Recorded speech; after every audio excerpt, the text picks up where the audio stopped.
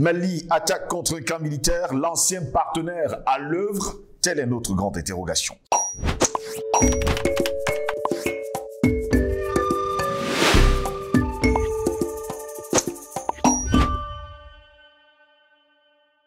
C'est toujours un réel plaisir de vous retrouver sur Panafricaniste TV, votre chaîne de télévision qui vous apporte le meilleur de l'information. Pour l'heure, nous sommes encore sur les plateformes numériques Facebook, YouTube, Instagram, TikTok. Madame, messieurs, bonjour. Bienvenue à toutes et à tous à cette édition de Parole panafricaniste. Au Mali, 10 civils et 3 soldats ont été tués au cours de multiples incidents survenus. Le samedi 22 avril dernier a fait savoir d'ailleurs le gouvernement qui a qualifié cette vague de violence de regain d'incidents terroristes perfides. Tôt samedi matin, des djihadistes présumés ont attaqué la zone de l'aéroport de Sévaré dans la région de Mopti, dans le centre du pays, en faisant exploser des voitures piégées qui ont entraîné l'effondrement de quelques maisons et fait 10 morts et 61 blessés, tous des civils, l'a précisé le gouvernement dans son communiqué. Grâce à la détermination légendaire de nos vaillantes forces armées, opérant exclusivement avec leurs moyens, les assaillants ont été mis en déroute et 28 terroristes ont été neutralisés.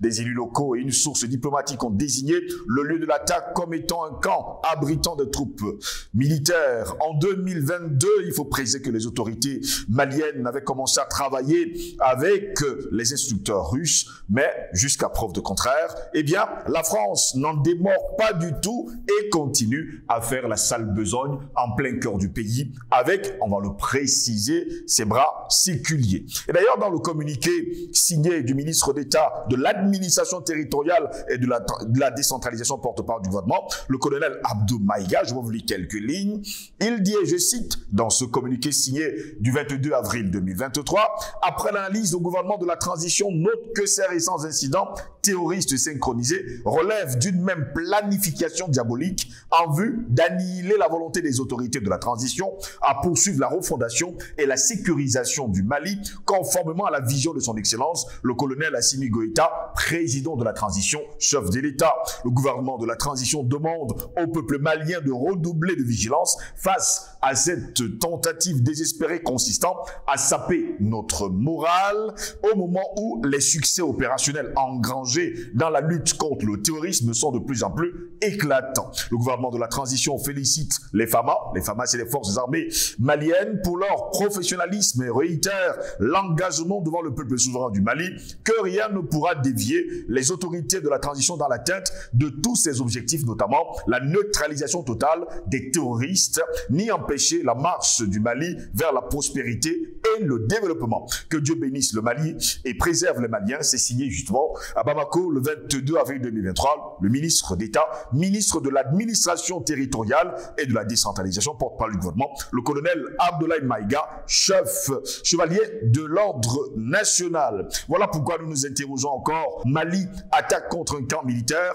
l'ancien partenaire à l'œuvre, telle est notre grande interrogation. Et pour répondre à nos questions, nous sommes avec Polela, le président de African Revival, qui est avec nous ce matin. Polela, bonjour, bienvenue à vous. Bonjour Steve, je renouvelle le plaisir de te retrouver, toi et tes millions de téléspectateurs. Polela, puisque vous êtes là, une question personnelle, commençons par là. On me dit que vous préparez déjà la 3e édition de Pan African Awards. Je pense que c'est la 3e. C'est la 3e, voilà, c'est la 3e et tu nous as toujours fait l'honneur d'être présent et très présent aux 2 premières. Et cette année, en 2023, donc pour la 3e édition, on se retrouve du côté de Yaoundé pour la première fois. Je rappelle que les 2 premières éditions, c'était à Douala. Et elles se sont passées avec un grand succès grâce à vous tous qui soutenez cette initiative panafricaine qui consiste justement à fédérer au maximum les efforts de tous ceux qui travaillent sans relâche au rayonnement de l'Afrique, du continent et des afro-descendants. Donc voilà, du 11 au 16 décembre prochain, à Yaoundé, la 3e édition des Pan African Awards avec des articulations que vous connaissez, des thématiques sous forme de séminaires, de conférences et ateliers pendant 3 à 4 jours, une exposition de produits et services 100% africains, toute une semaine d'exposition et une soirée de gala comme à l'accoutumée, le clou de l'événement.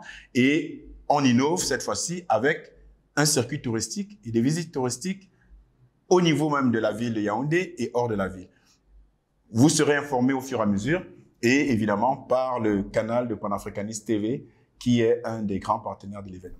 Merci à vous, Paul-Ella, de nous avoir choisis. Merci à vous également d'être là ce matin pour répondre à nos questions. Nous nous interrogeons. Mali attaque contre un camp militaire. L'ancien partenaire à l'œuvre. Je commence par là. L'ancien partenaire, parce que lorsqu'on lit le communiqué du ministre Abdoulaye Maïga, eh bien, jusqu'à preuve de contraire, il y a un partenaire, ancien partenaire, qui est à l'œuvre et qui veut saper le moral des Maliens. Alors, petit rectificatif, c'est pas un ancien partenaire. Le permanent bourreau à l'œuvre. D'accord. Il n'a jamais été partenaire, il n'est pas ancien, il est l'actuel et permanent bourreau. Oui. Donc, ce bourreau-là, on le connaît, il a un nom, il a un visage, c'est la France. La France, faut-il le rappeler, qui n'est autre que le petit garçon de course de l'Occident impérialiste, parce qu'en réalité, quand la France se retrouve avec les autres puissances occidentales, la seule chose que la France peut poser sur la table, c'est l'Afrique. En disant, ah, j'ai mes anciennes colonies. Alors, on dit à la France, fais donc le boulot. Et je vous rappelle quand même que la France doit sa place au Conseil de sécurité des Nations Unies, membre permanent au Conseil de sécurité des Nations Unies.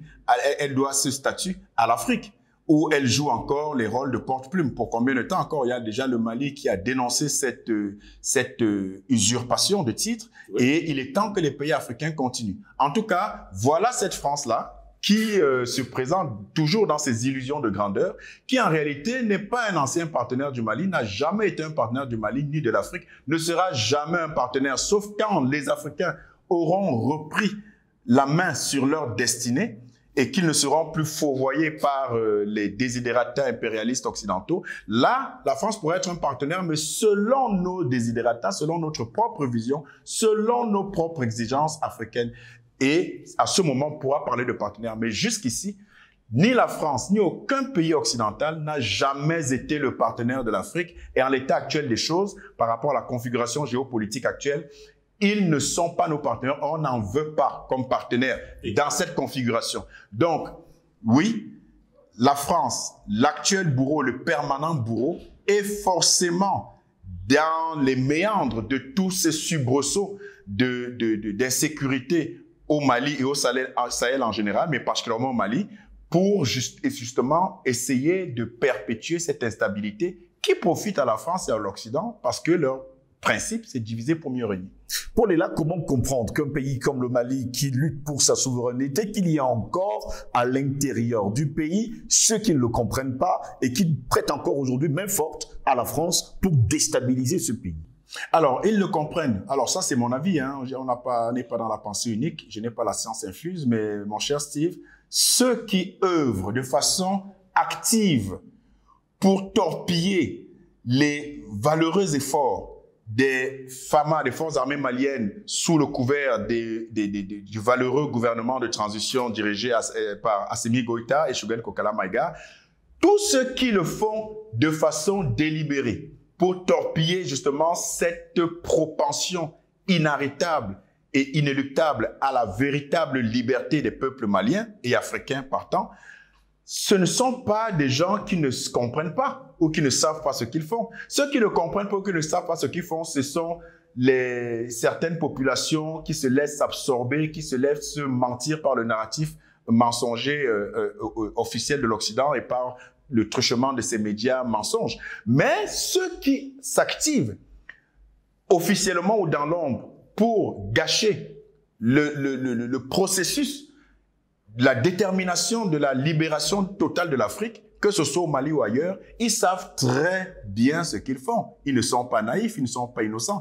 Ils s'engagent délibérément et ils ont tout simplement pactisé avec le diable, c'est-à-dire avec l'Occident pour torpiller la liberté de l'Afrique. Ces gens, comme j'aime à le dire, sont des Africains ou des frères par la couleur de peau et par le caractère frisé de leurs cheveux. C'est tout. Mais en réalité, dans le cœur, dans l'âme, dans l'esprit, ce ne sont pas nos frères parce qu'ils ont vendu leurs âmes et qu'ils sont au service de l'impérialisme occidental qui consiste justement à maintenir l'Afrique dans les carcans, dans les géoles de cet impérialisme-là. Donc, ceux qui travaillent pour justement déstabiliser les efforts pour justement altérer les efforts des autorités maliennes, ben, ce sont des gens qui savent très bien ce qu'ils font et qui sont à la solde de la France et de l'Occident. Donc, faisons bien la part des choses. Et ils sont des ennemis au même titre que leurs mandants. Donc, les ennemis de l'intérieur comme les ennemis de l'extérieur,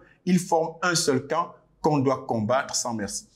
Jusqu'à quand, Polela, les Africains ne penseront qu'à leur ventre au lieu de penser au peuple, au lieu de penser à la nation?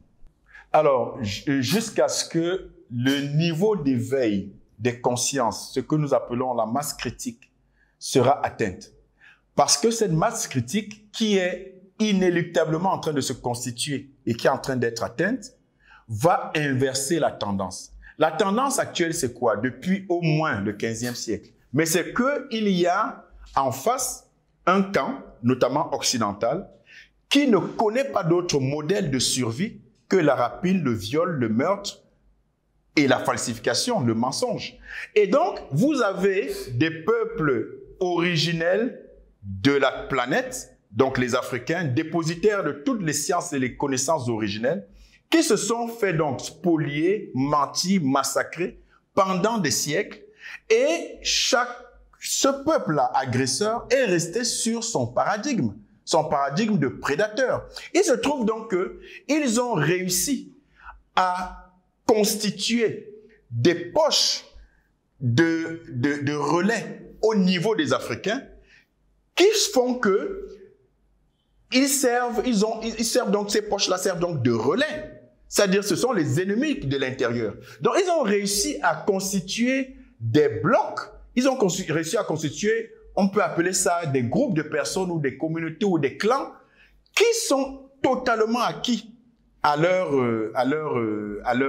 desiderata, qui sont à leur solde et qui justement détruisent de l'intérieur tout ce qui peut être fait par les véritables Africains qui aspirent à la liberté. Voilà la réalité. Et donc, comment inverser la tendance? Oui. Il faudrait donc qu'il y ait un vrai réveil par le travail d'éveil des consciences que nous faisons, par l'information, par la restauration de la vérité historique, par la réappropriation de notre authenticité culturelle, qui va amener de façon inéluctable à un éveil des consciences qui va conduire donc à l'inversion de la tendance, qui conduira à son tour à la liberté économique et l'indépendance politique. Donc, ce travail est en cours et nous ne pouvons pas ignorer les soubresauts, les tentatives de perpétuation de cet état de fait, c'est-à-dire garder l'Afrique dans ce carcan impérialiste occidental pour continuer de la piller, de la spolier et de la rendre exsangue. Et c'est ça le sens même du combat de la lutte panafricaine. C'est de dénoncer, c'est d'informer, c'est de déclarer notre engagement sans faille pour la liberté, pour notre continent. Et ce travail-là, justement, est en cours et est très bien mené. Panafricaniste TV le fait très bien. Vos collègues le font très bien en termes de médias. Les panafricanistes de par le monde, les véritables panafricanistes qui prennent leur bâton de pèlerin et qui s'engagent dans ce combat, le font très bien.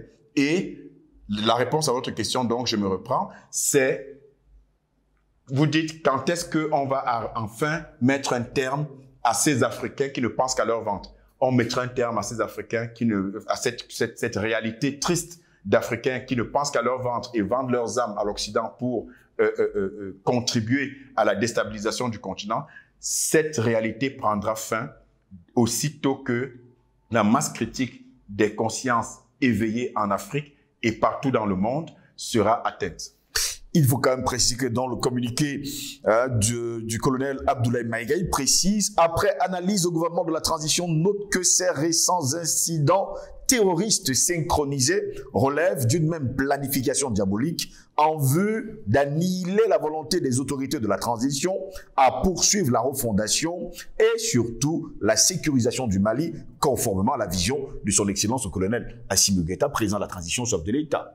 Alors, la France est dans une situation claire, puisqu'il s'agit d'elle, vraiment pas de langue de bois, vraiment on parle de bourreau permanent, il n'y a pas de langue de bois à faire. La France, puisqu'il s'agit d'elle, a une phobie extraordinaire qui fait perdre le sommeil à tous les officiels français. Ça, je peux vous le dire, et vous le savez. Cette phobie vient d'un pays. Ce pays s'appelle le Mali. Cette phobie vient d'une situation. C'est celle qui consiste actuellement à dénoncer le double jeu, le double langage, la fourberie de la France qui se présentait comme défenseur des droits de l'homme, apporteuse de la démocratie, par des farces telles que Barkhane et les nations de la mission des Nations Unies, ainsi de suite. La France, en fait, est mal de ce que la situation est en train de tourner en leur défaveur et mettre leur plan machiavélique et diabolique à nu. Oui. La situation aujourd'hui que la France craint, c'est celle qu'a mise en place le colonel Assimi Goïta et son équipe. Celle de dire, il y en a marre de vos mensonges, de vos vols, de vos crimes, sous le couvert prétentieux et fallacieux de la protection et de l'aide.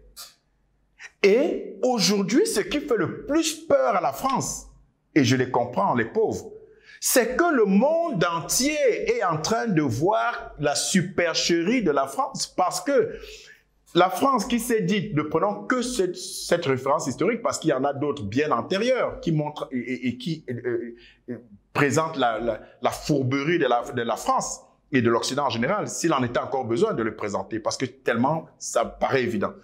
Prenons le début de l'instabilité au Sahel. Mais on sait très bien qui a créé cette instabilité avec la déstabilisation de la Libye, parce que l'objectif c'était de piller l'or de la Libye et d'empêcher le Muammar Kadhafi de regretter mémoire, de mettre en œuvre ses projets, notamment la sortie des pays africains des institutions de Bretton Woods, FMI et Banque mondiale, par la création du Fonds monétaire africain et d'autres dispositions qui allaient dans ce sens. Toutes ces raisons-là ont contribué à constituer Muammar Kadhafi pour l'Occident comme étant l'ennemi numéro 1 à battre. Ils ont réussi à l'abattre. Malheureusement, avec encore la complicité de certains Africains qui ne sont pas dignes d'être appelés Africains. Mais ça, c'est une autre histoire. Toujours est-il que, si on se réfère seulement au début de l'instabilité au Sahel en 2012-2013, qui correspond donc à la fin enfin, même pas la fin de l'instabilité, parce que l'instabilité en Libye continue, en tout cas à la mort de Muammar Kadhafi, une fois que les troupes qui avaient été recrutées par les Occidentaux pour déstabiliser la Libye avaient fini leur sale besogne, elles avaient des armes et il fallait qu'elles continuent à survivre. C'est comme ça qu'elles se déploient au Sahel et c'est à partir de là qu'on parle de l'insécurité au Sahel et du djihadisme au Sahel. C'est bien les Occidentaux qui en sont les créateurs. Et donc, on se retrouve avec la France qui dit envoyer une certaine force Barkhane, qui n'était rien d'autre qu'une farce, mais en 8 ans, 9 ans, on n'a pas vu un seul début de résultat. Au contraire, le djihadisme ne faisait que s'accentuer. Il commettait des exactions à n'en pas finir, avec des mariages où on allait bombarder des cérémonies, alors que ils disent avoir cru que c'était des djihadistes, des terroristes. On a vu que ce soit en Centrafrique ou au Mali, les casques bleus de l'ONU violer des femmes et des enfants, commettre des exactions. Et ce n'est pas que en Afrique, dans le sens du continent. À Haïti, pareil, c'est documenté. Une casque bleue de l'ONU qui ont commis des massacres à nul pareil. C'est une réalité. Je présente tous ces autres faits en dehors du Mali pour montrer que c'est une constante.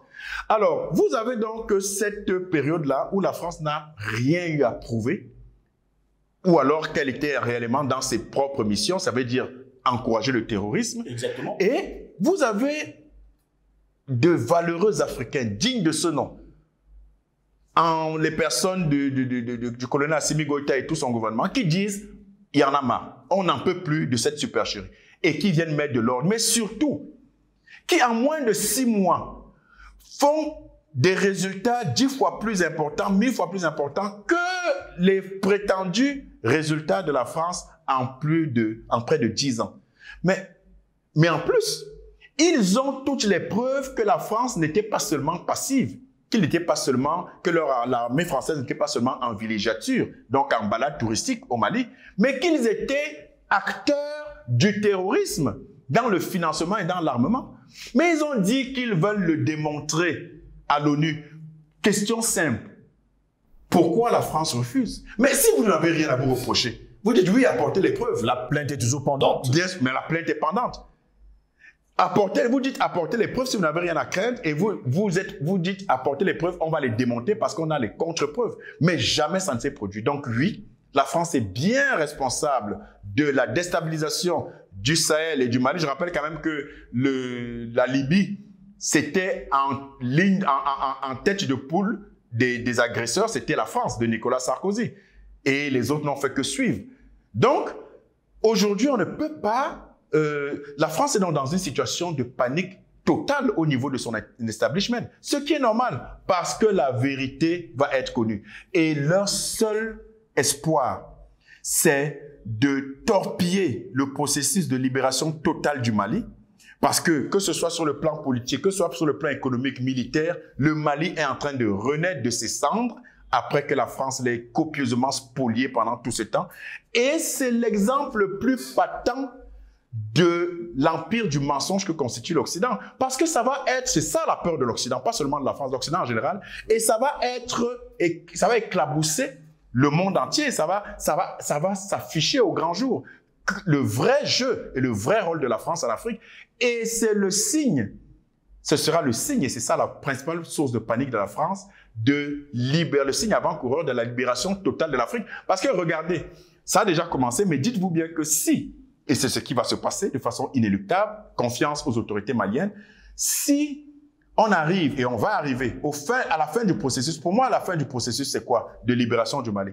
C'est que la France soit totalement mise à nu dans tous les secteurs, militaire, dans sa complicité pour le djihadisme, économique, dans son torpillage pour les ressources du sol et du sous-sol, politique, dans son torpillage et son ingérence pour toujours mettre des laquais à sa tête, social, sociétal, dans tous les compartiments, dès que, et c'est en cours, et à grande vitesse, dès que les valeureuses autorités maliennes auront fini de mettre à nu le plan machiavélique et macabre de la France au Mali, le monde entier va ouvrir les yeux, plus que d'aventure. L'Afrique n'aura plus peur parce qu'ils vont se dire, mais si le Mali a pu tenir tête à ces gens qui nous servaient d'épouvantail depuis trop longtemps aujourd'hui, alors que c'est des géants à pied d'argile, c'est des illusions de grandeur qui nous présentent, notamment la France qui est qui n'est qu'un petit chaton qui se donne des airs de lion. Mais le monde entier va savoir ça, qui plus est les Africains, et ça en est fini pour la France. Voilà le cauchemar de la France aujourd'hui. Pour terminer avec vous, Paul Hélas, ce matin, faut quand même préciser qu'au cours du week-end, avant justement ces attaques terroristes, eh bien, les populations avaient dénoncé la présence de la MINUSMA sur le sol malien en demandant justement à ces derniers de quitter le sol malien. Alors, mais ils vont partir, ils n'ont pas le choix. Je connais la détermination du peuple malien. Je vous assure, quand vous arrivez à Bamako, quand vous sortez de l'aéroport, j'y étais, et que vous voyez le déploiement de la MINUSMA, Steve, vous comprenez que nos pays africains doivent, absolument et impérativement se libérer. Mais c'est toute une ville, c'est toute une partie de la ville, c'est des quartiers qu'ils ont pris. C'est impressionnant. C'est une sorte de bunker, avec des murs épais, avec des... Mais vraiment, vous vous demandez, mais est-ce que les touristes ont besoin d'autant de protection? C'est parce que ce sont des touristes, mon cher Steve, au même rang que l'était la farce Barkhane. Ce sont des touristes. Qu'est-ce qu'ils ont à leur actif comme réalisation en termes par rapport à leur mission officielle, qui est de mettre fin au terrorisme? Où sont il n'y a aucun résultat. Non, mais quand vous n'avez pas de résultat, vous partez. En fait, quand vous n'avez pas de résultat par rapport à votre mission officielle, parce que eux, ils ont des résultats par rapport à leur mission réelle, officieuse, à savoir servir d'armée d'occupation pour préserver le pillage de leur multinationale. C'est à ça que servent les bases militaires occidentales et onusiennes. Et donc, eux, ils sont dans leur mission. Mais en même temps, ils sont en villégiature. Ils font que les prix augmentent là-bas parce qu'ils viennent avec un pouvoir d'achat énorme. Et quand je vous parlais de l'asphyxie des pays africains par la prétendue aide, quand les États-Unis, l'Occident en général, vous envoient des aides comme l'ONU, comme la MINUSMA, la MINUSCO et tout le reste, MINUSCA, ils envoient, soyez tranquilles, des hordes d'ONG. Oui. Plusieurs ONG avec des centaines, des milliers de personnels, sans compter les personnels de leurs armées, l'armée onusienne. Et ça fait quelques millions de personnes qui sont nourries tous les jours par les entreprises américaines et occidentales. Ces gens-là mangent, les avions viennent tous les jours en permanence chargés de caisses, de conteneurs de nourriture et tout ça. Ça fait vivre quelle économie? Ça fait tourner l'économie de qui? Ça fait tourner leurs économies là-bas.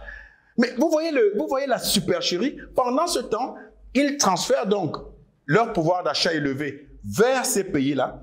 Et ça crée donc une inflation contextuelle. C'est-à-dire qu'ils viennent avec un pouvoir d'achat plus élevé et ils dépensent, ils sont prêts à dépenser plus et les économies, les commerces des environs, en tout cas de la ville, sont obligés d'élever les prix parce qu'ils ont une offre plus abondante en termes de monnaie. Vous voyez ce que je veux dire? Et ça met à mal les populations qui voient justement leur faible pouvoir d'achat les contraindre davantage à consommer moins.